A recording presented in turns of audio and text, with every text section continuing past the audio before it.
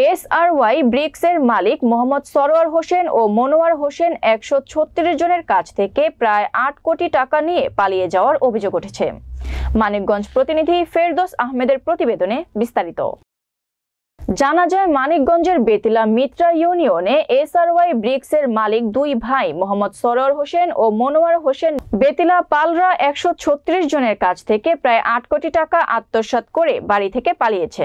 উল্লেখ্য, মোহাম্মদ হাবিবুর রহমান ৭০ লক্ষ টাকা, পলাশ কাজী ২২ লক্ষ টাকা, রিনা বেগম ১০ লক্ষ টাকা এবং আজিজ মাস্টারের ৬ লক্ষ টাকা নিয়ে তা ফেরত না দিয়ে পালিয়ে যায় সরোয়ার ও মনোয়ার দুই ভাই। এরই প্রেক্ষিতে সরোয়ার হোসেন ও মনোয়ার হোসেনের ইটভাটা ও বসত বাড়িতে অবস্থান নেয় ১৩৬ জন পাওনাদার। কত টাকা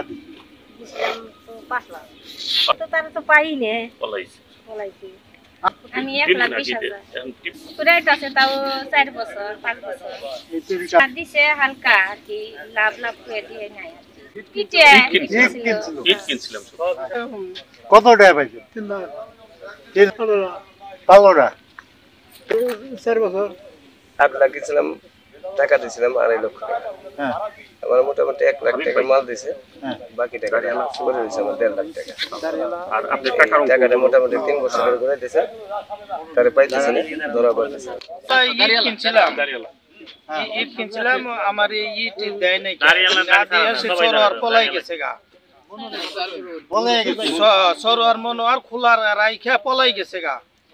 এখন আমরা তো টাকা পয়সা পাই না, যে টাকা পয়সা উদ্ধারের জন্য এখানে আসছি। আপনি কত পাইবেন? আমি ৭০ লাখ টাকা পাবো। কত টাকা পাবেন? আমি ১৮ লক্ষ টাকা পাবো। আর বলে দিমু, ওই তো দিতাছি, সুদের উপরে গেছে। আপনি কি কেস করছেন? না না, কেস করিনি, করুন। ইউনাইটেড ওয়েলফেয়ার হাই স্কুলের হেডমাস্টার। আমি টাকা পামু ৬ লক্ষ। ২ বছর আগে আমি টাকাগুলো দিয়েছিলাম, কিন্তু দেওয়ার পর সে সারোয়ার এবং মনোয়ার দুই ভাই ওরা চলে যাইয়ে সৌদি আরবে চলে গেছে। এখন আমি সহ এরকম পাওনাদার আছি আমরা হলো ৮ কোটি টাকার। ৮ কোটি টাকার পাওনাদার। এই যে আমার সাথে যারা দেখতেছেন, এর মধ্যে তো অল্প কিছু ১৩৬ জন পাওনাদার। আমরা ১৩৬ জন পাওনাদার ৮ কোটি টাকা পাবো এই লোকের কাছে। এই ৮ কোটি টাকা মাইরে এরা চলে গেছে।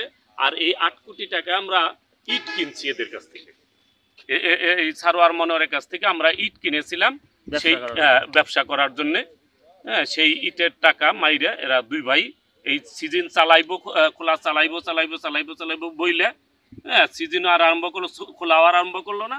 অলরেডি ওরা দুই ভাই এখন শুনি দুইজনই বাইরে চলে গেছে। ইতিমধ্যে আমরা যে ১৩৬ জন পাওনাদার, আমরা অলরেডি আমাদের যে পাওনার যে স্লিপগুলা, খোলার প্যাড, কেউ চেকে আছে, কেউ খোলার প্যাডে আছে, আমরা এগুলা সংগ্রহ করতেছি। আমরা অস্ত্রী থানায় গিয়ে আমরা এটা জিডি করব।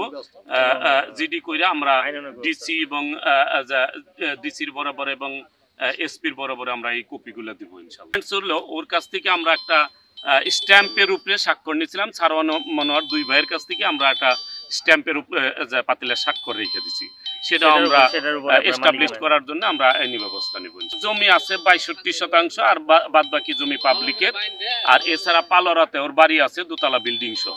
১৩৬ জন লোকের টাকা নিয়ে দুই ভাই মনোয়ার হোসেন এবং সারোয়ার হোসেন মোল্লা, পিতা শাহাজুদ্দিন মোল্লা, তারা শুনেছি সৌদি আরব আত্মগোপনে আছে।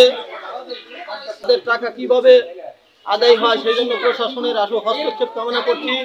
পাশাপাশি kingdom of Saudi Arabia, Saudi আরবের রাষ্ট্রদূতের কাছে সহযোগিতা চাই এবং অনুরোধ করব যে এই যে দুই ভাই আমাদের ১৩৬ জন লোকের ৮ কোটি টাকা নিয়ে সৌদি আরবে আত্মগোপনে গেছে, তারা যে ভবিষ্যতে সৌদি কোনো নাগরিকের ক্ষতি করবে না, হ্যাঁ, এটার গ্যারান্টি চাই। ১০,২০,০০০ দেয় না টাকা।